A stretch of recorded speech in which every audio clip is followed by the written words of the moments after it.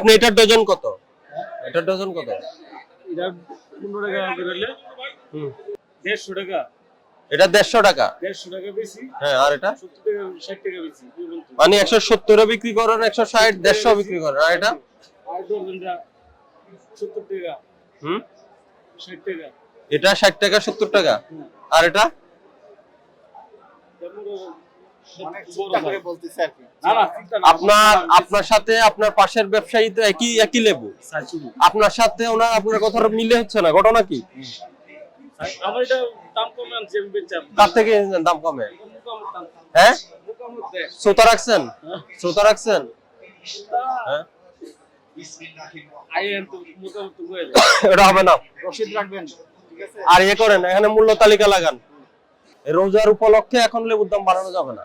রোজা আসলে দাম বাড়াইতে হবে।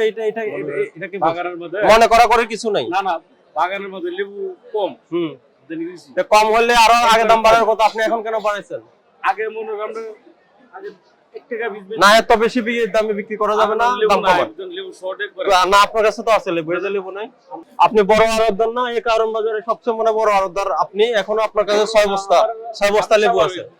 মূল্য তালিকা নাই, ক্যাশ মেমো নাই। আর আপনি ওই যে প্রতি পিস 20 টাকা 17 টাকা 18 টাকা এই দামে লেবু বিক্রি করতে পারবেন না। এগুলা বাজার অস্থির হয়, এগুলা নেগেটিভ ইমপ্যাক্ট করে। বেগুন কোন আড়ত থেকে কিনছেন? কিনছেন কত করে? দেন ক্যাশ মেমো দেন। হ্যাঁ আর ওটা কত বিক্রি করেন? ওটা 80 টাকা।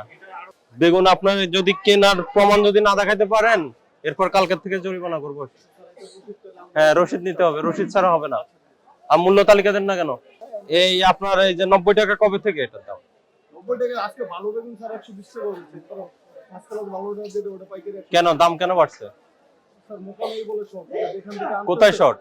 তারা তো বললো পাই। শর্ট হলে আপনি বেগুন পেলেন কোথায়? যদি শর্ট হতে বেগুন কোথায় পেলেন? পর্যাপ্ত পরিমাণে বলে না। না ওই যে রোজা আসছে জন্য বেগুনের দাম বাড়াচ্ছেন। না এটা করবেন না। রোজা আসছে বললে দাম বাড়ানো যাবে না। কোন আড়ত থেকে কিনছেন? আপনার 44 টাকা কেনা, বিক্রি করেন কত? 70 নাকি আমরা চলে গেলে দাম বেড়ে যাবে? হ্যাঁ ওরা শ্রোতা দেয় না, ক্যাশ মেমো দেয় না? হ্যাঁ মেমো দেয় না। না মেমো লাগে না। এই শুনেন, মেমো লাগে না বললে হবে না, মেমো রাখতে হবে। এই যে আপনি যে বললেন ক্যারেট আপনার কত করে দিচ্ছেন? ক্যারেট কত? 1100। তো সেটা আপনি মুখে বলছেন, এটা একটা শ্রোতা দিব, ওরা লিখে দিবে যে ক্যারেটের দাম হলো এত। তাহলে কেনা বেশি, এটা মুখে বললে হবে? কাগজ দেখান। আপনি কয় বস্তা আনছেন? দেখুন 40 কেজি 30 কেজির কি আপনাকে শ্রোতা দিবে না? আড়তদার থেকে যে আনছেন তার একটা ইয়ে আছে, আড়তদার আছে, তার স্লিপ আছে অবশ্যই। তা আমি কিভাবে বিশ্বাস করবো আপনার কেনা মূল্য যে 140 পড়ছে? না তাহলে আমি তো আপনি যে 160 টাকা বিক্রি করতেছেন, 160 টাকা বিক্রি করছেন, এটা তো অযৌক্তিক। এই জন্য আমি দেখা উচিত যে আপনার 140 টাকা কেনা পড়ছে, এটা দেখাবেন স্যার আমার 140 টাকা কেনা পড়ছে, আমার তো বিক্রি করতে হবে। আর এটার দাম কম, 160 কেনা বিক্রি করতে হবে। না হাই কোয়ালিটি হলে কি কোয়ালিটি হাই আর লো বলে কোনো কথা নাই। বেগুন তো বেগুন।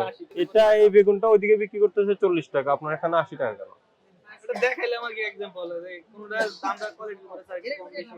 না এত হইতে পারেন, আমরা দাম কমান। কালকে যে আড়ত থেকে কিনবেন আর তো বলে দিবেন এটা না করছে, এত দাম বিক্রি করতে না করেছে। ঠিক আছে ঠিক আছে। আর যদি বলে তার বিক্রি ক্রয় মূল্য বেশি উঠছে, সে আমাদের কাগজ দেখাবে। কারণ ওই যে 2 দিনের মধ্যে হঠাৎ করে তো এত দাম বাড়তে পারে না। তালিকা কই? কেন ওখানে রাখলে লাভ কি? কে দেখবে এটা? ওটা কি আপনাদের দেখার জন্য? না না না না, এগুলো আপনাদের কয়বার বলতে হবে? এই ছোলা কত করে বিক্রি করেন?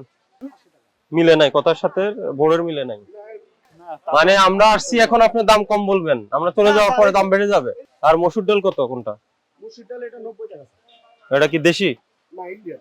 এটা 90 টাকা মসুর। দেশি কেনে কোনটা মানুষ? দেশি কেনে কোনটা? সবচেয়ে বেশি এটার সাথে তো মেলে না। আপনার সেটা তো ঠিক রাখতে হবে।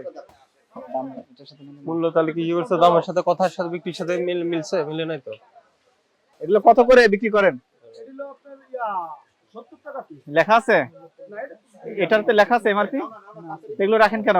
এগুলো বিক্রি করা যাবে না, বুঝতে পারছেন? এমআরপি থাকতে হবে। এই আপনি বুঝতে পারছেন কি ভুল হয়েছে?